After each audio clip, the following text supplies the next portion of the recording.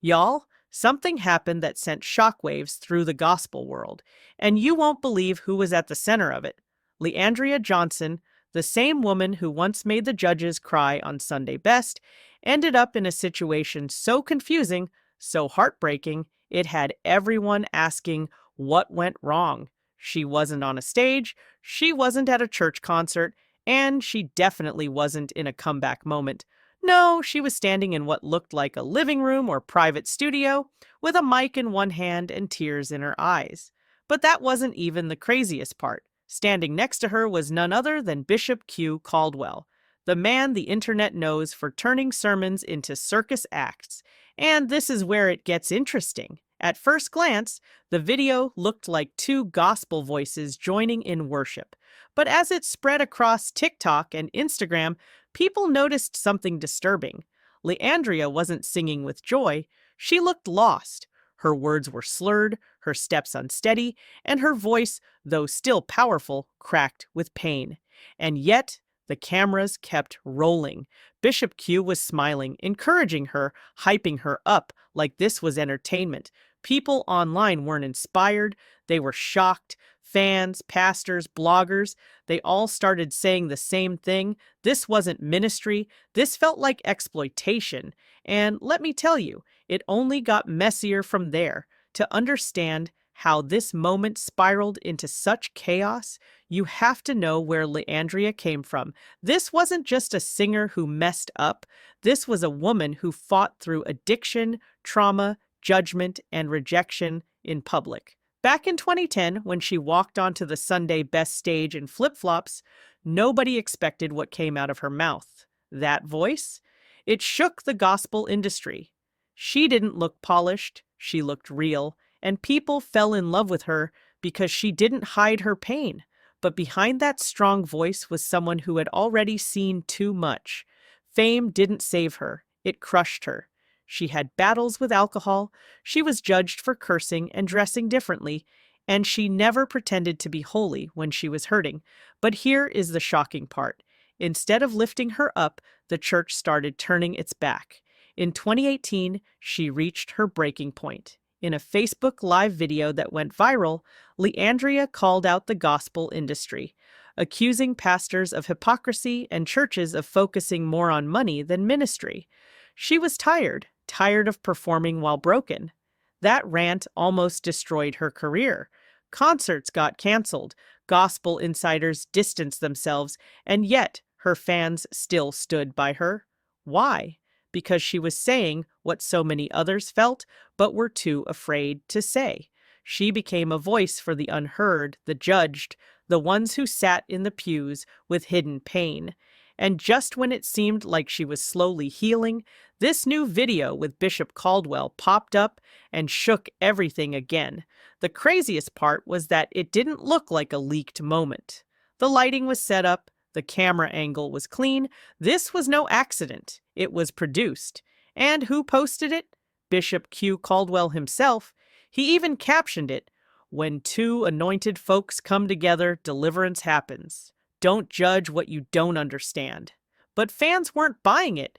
They saw a woman in pain and a man using that pain for clicks. People started asking, was Leandria okay? Was she drunk, high, manipulated, or just exhausted from trying to hold it all together again? The video didn't show healing, it showed heartbreak, and that's why fans were furious. Things didn't slow down after the video dropped. If anything, they exploded. Within hours, gospel blogs were posting clips, fans were arguing in the comments, and pastors were going live to share their opinions. Some defended Leandria, saying she was just having a spiritual moment that got misunderstood. But others weren't so forgiving. They saw what looked like a woman spiraling in public again, and this time being used as the main event in someone else's show. And when people realized who she was with, Bishop Q. Caldwell, that's when the real questions started. Let me tell you, Bishop Q isn't your ordinary preacher. His name first hit the spotlight years ago when a video of him yelling, "I'm not gay no more, I am delivered," went viral. It was loud, dramatic, and everything the internet loves.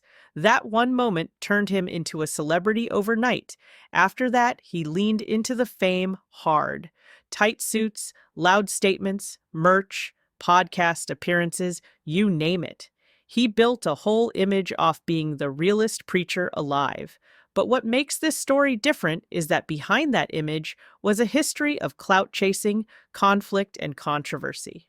Over time, Bishop Q became known for calling out other pastors, wearing flashy clothes, and stirring up drama online. He accused big names like T.D. Jakes and Jamal Bryant of being fake. He claimed miracles were happening during his live streams. And he didn't stop there. He switched between supporting the LGBTQ plus community and rejecting it again, depending on what got more clicks. It wasn't ministry, it was performance, and people started catching on. That's why, when this video with Leandria came out, the alarms went off, because this wasn't just a collab. This was a vulnerable woman with a painful past standing next to a man who knows exactly how to use controversy to build his platform. Fans didn't stay silent. They flooded the comments with concerns. One wrote, "She needs help, not a camera." Another said, "Why is her pain always turned into content?" It wasn't just internet trolls talking. It was longtime supporters, pastors, even other gospel artists. Some called it emotional manipulation, others called it spiritual abuse. One viral post read, "This ain't deliverance, this is deception." And honestly, that hit a nerve, because this wasn't just a random moment.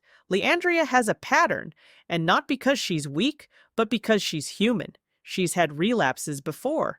She's admitted to being drunk on live streams. She's broken down crying during performances, and she's been honest every single time.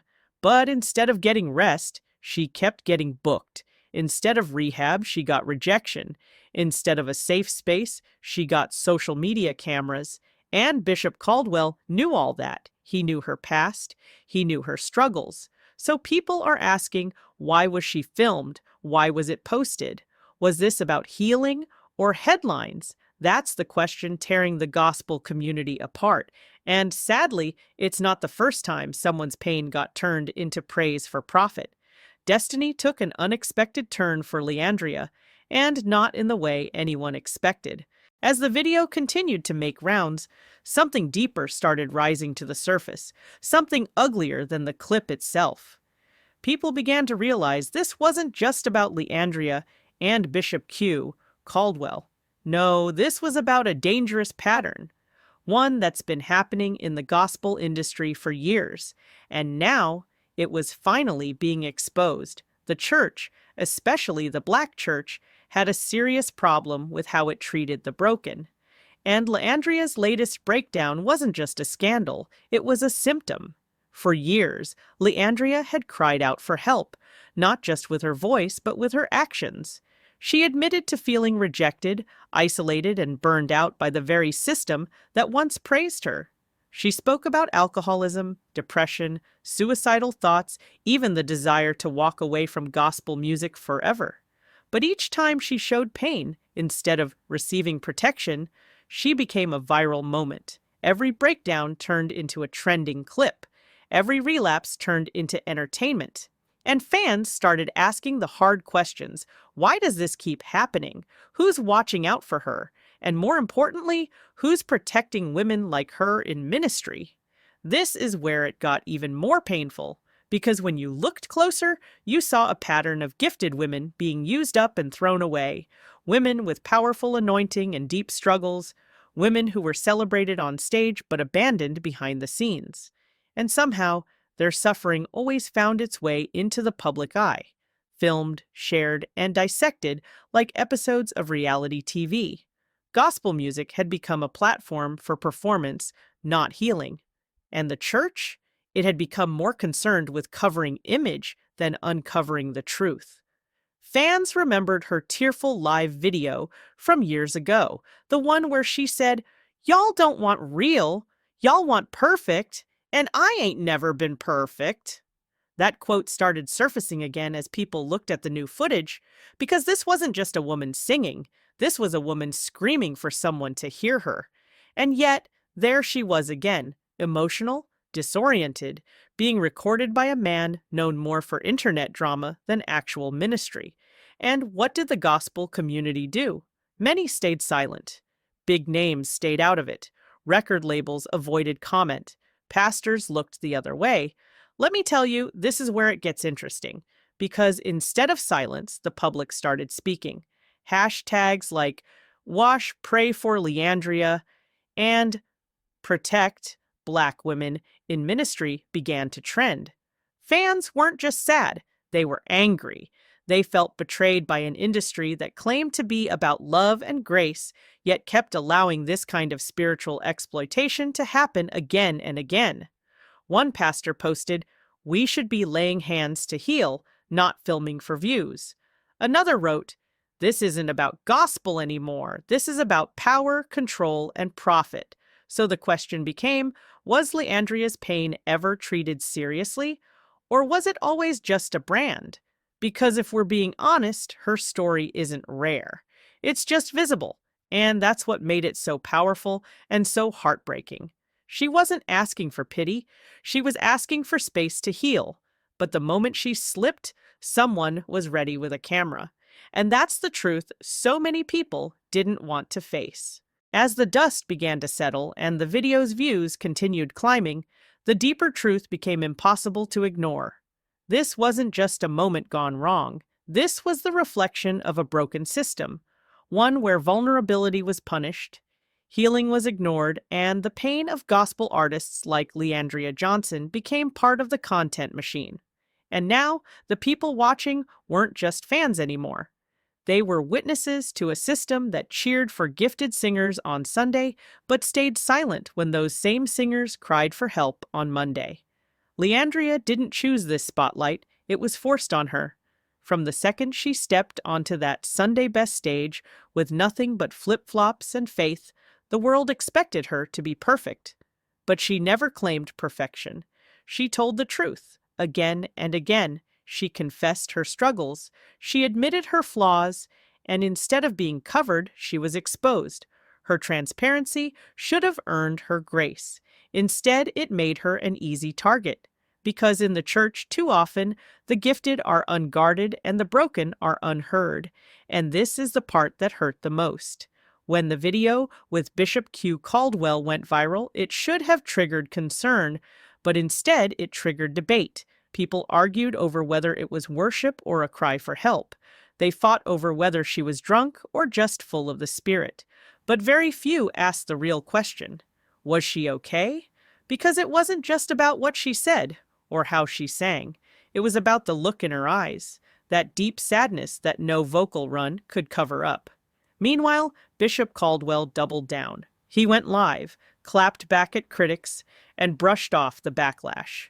To him, it was just another storm to ride, another trending topic to boost his name.